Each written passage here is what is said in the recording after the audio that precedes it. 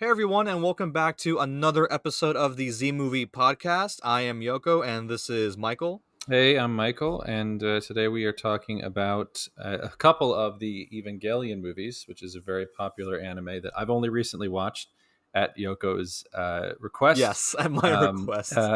He watched a couple of shows that I recommended, so I felt obligated to check it out. Yeah, And it's give and very, very take. interesting stuff. But I know that Evangelion has inspired a lot of the stuff that you have done and want to do in film.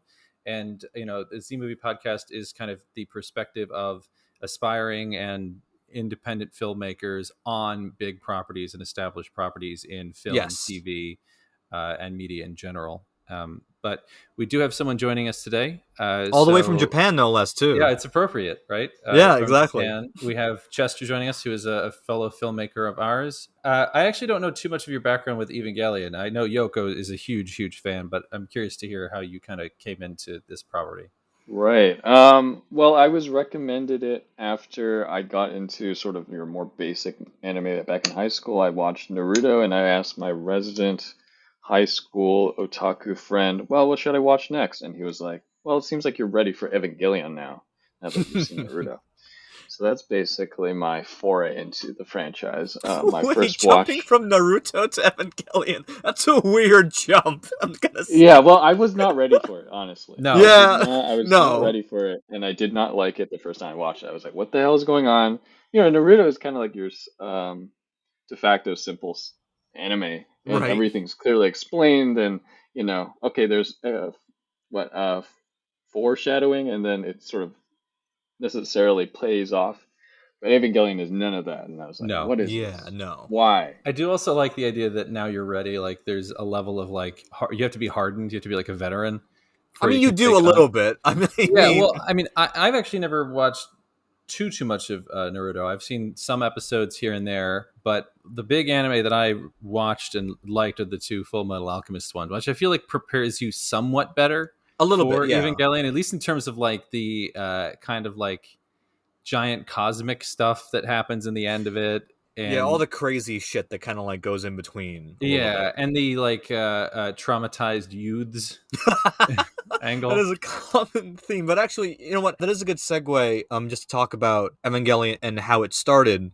So, Neon Genesis Evangelion started in 1995, which is the year that we were born in. So it kind of feels like we grow as Ava grows a little bit.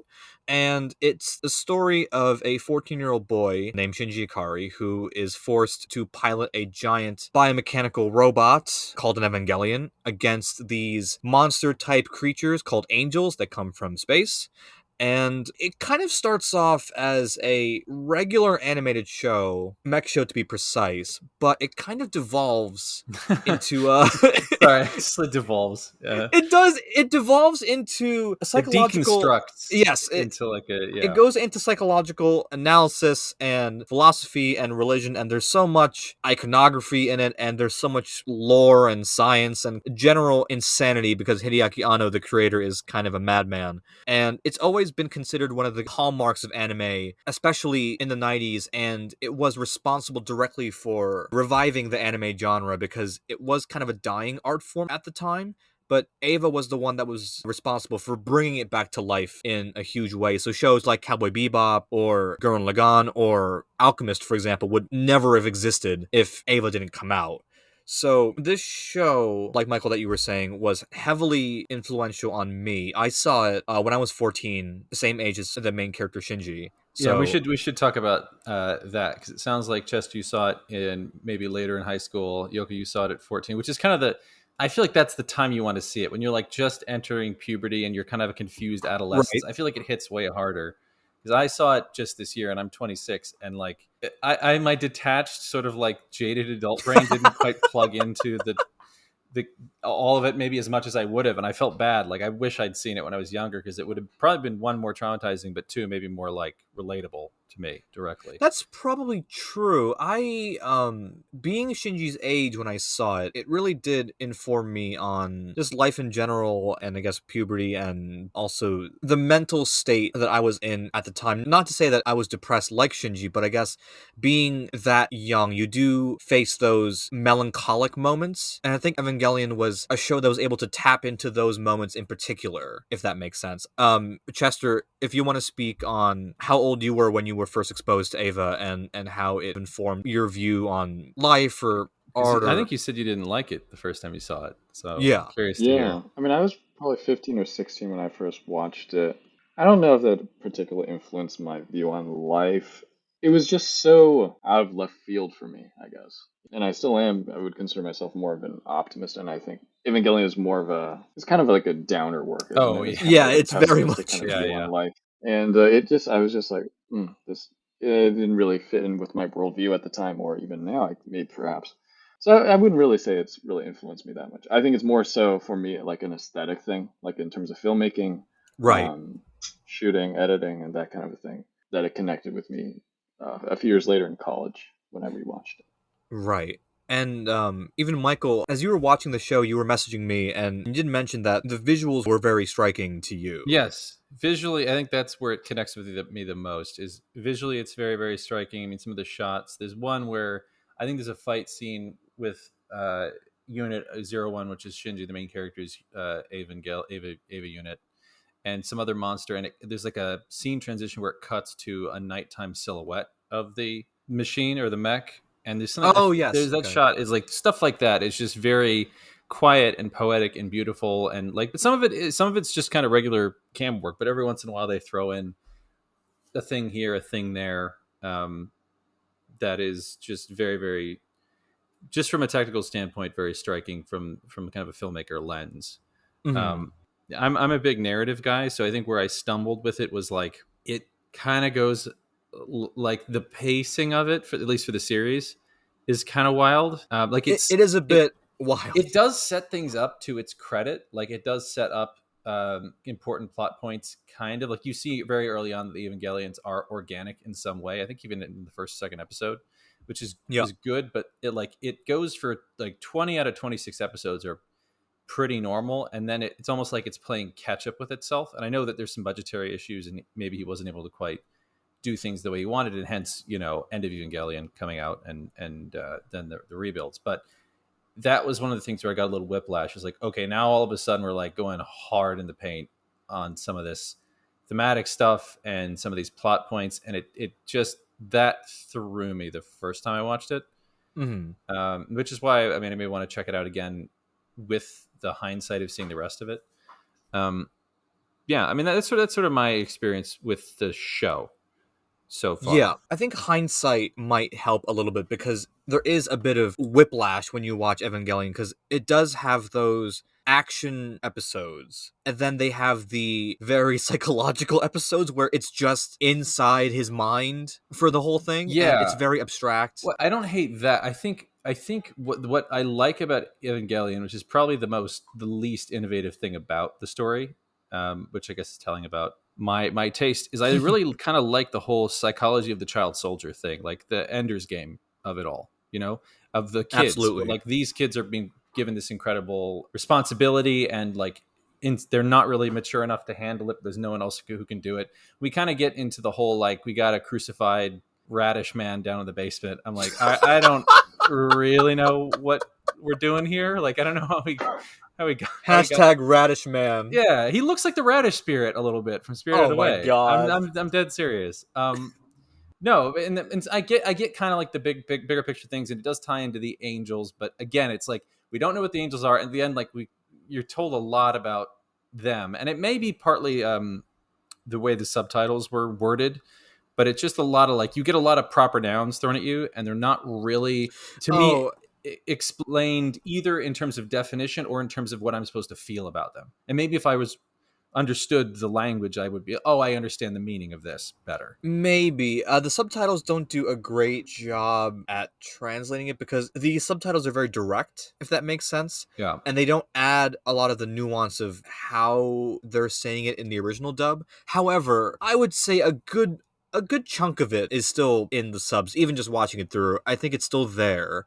But I think there is something to be said about Anno's plan as he was making the show, because like you were saying, Michael, there were a lot of things that he did plan out. However, there were also a lot of things that he changed. There's a lot of documentation about how Anno, in the second half of the series, became very interested in psychoanalysis, and that's why the second half of the show feels more in your mind as opposed to the action-oriented episodes of the first half of the season. And of course, it's famously known that Anno, during the production of Eva, was suffering through depression, and he was going through a really horrible time as he was making the show. And then that mentality was kind of bleeding into the main storyline. Yeah. So a lot of the things that happen in the second half, not to say that they don't coincide, because they do, but there is a drastic change in direction that Anno took very deliberately. I almost wish that he'd had those thoughts and revelations at the beginning, and then it was kind of structured out so that you kind of you get doses of that instead of just a big dose at the end. I guess yeah. And I'll also throw this question to Chester, since him and I know Ava the most, but maybe perhaps is that potentially one reason why the Rebuild movies were created? You know, it's weird.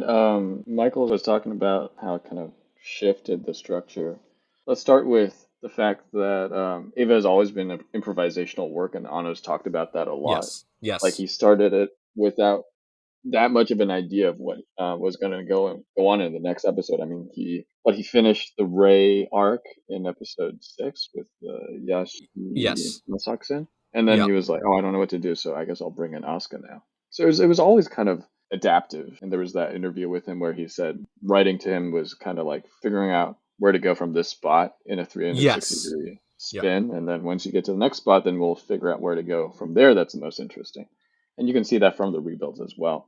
And at the same time, when he was looking back at Ava, looking back at NGE and trying to do the rebuilds, and he wanted to sort of remix it up, he wanted to mix it up in the rebuilds, his entire team was kind of like, well, Ava's perfectly constructed, and so it's hard to mess with it in the rebuilds. So there's this two opposite forces at play of, some people feel that, oh, Ava's this messily slapped together kind of thing where things change all the time, and the psychology is added on at the end but not at the front. At the same time, for Anno and his team, they felt like Ava, the original NGE structure, was so perhaps perfect or solid that they had a lot of trouble remixing it. Right. And there is a clear direction in general with Ava where, let's call it the first act of the show. The first act of the show introduces Shinji into this world, and we, the audience, into this world, and that pretty much completes at the end of Rei's arc, fighting Ramiel. And then in the second act of the show, it kind of becomes more action-oriented once Asuka shows up, and there's a slightly more positive vibe to it, because she brings a burst of energy into the show, which is great. And then the third act of the show is where all the characters start to tumble down, if that makes sense. And they start to go down their own rabbit holes of depression and anxiety, if that makes sense. To hop in here, I think there's nothing wrong with anything, with any work being improvisational. Agreed. I think in general, TV is super structured, at least Western TV. Like you have your series Bible typically, and you have a writer's room that crafts out what your arcs are going to be and where you're going to go this season, at least for a season. And then teams work on the structure of each individual episode and beating that out. At least, and this has changed somewhat with streaming, but that's kind of the old paradigm of it. But I think in storytelling, you have some examples of improvisational versus structured. And I'll bring in books a bit here. I think it was George R. R. Martin who coined the term gardeners and architects, which are writers, architects. They outline everything out. They plan everything meticulously, and maybe they tweak a couple things around the edges. But before they put a word to paper, they know exactly what they're writing. And gardeners plant some seeds and water them and let them grow, and they don't know where it's going to go. And Stephen King is a great example of that. Like he completely makes his stuff up, which is one of his great strengths. He has wonderful openings, but he kind of gets muddled towards the end. Right. And then he pulls it out with really good finales. But like there's in every Stephen King book I've read, I've only read 2 or 3, but there's like 100 pages in the middle where I'm like, okay, what are we doing, man? Like just get us there. And I think Evangelion didn't have that problem, but I think the upside is you get these wonderful spontaneous things and you get to explore whatever the writer is feeling passionate about in the moment instead of sticking to a kind of a rote outline. But on the downside, it can be directionless. And in the case of a book, you have multiple drafts, but a TV series that's going out, I imagine there's a deadline. And once you've written it, it's going out. Yeah. Like, you can't really walk it back. And that is a problem that Anno has faced a lot, is not only budget, but scheduling. Because his mental state was in such a state of flux, he kept changing the show's direction, and they didn't have enough time to animate whatever he wanted to do, so he did have to sacrifice certain things. And then, of course, the final 2 episodes were probably the most controversial episodes of anime ever made. But before we get into the ending of the show, because that is a topic in of itself, I do want us time to talk about details of the show itself. So to anyone who's listening right now, spoilers for the show. So if you haven't seen the show, it's on Netflix. Go watch it. It's great. I will just say, for Yeah. anyone who's going to watch the show, there are some things in it that I think to a Western audience may be very jarring. Yes, it might be a bit, not scandalous, but it might be a bit shocking. Yeah, for me, there were some things where I was like, okay.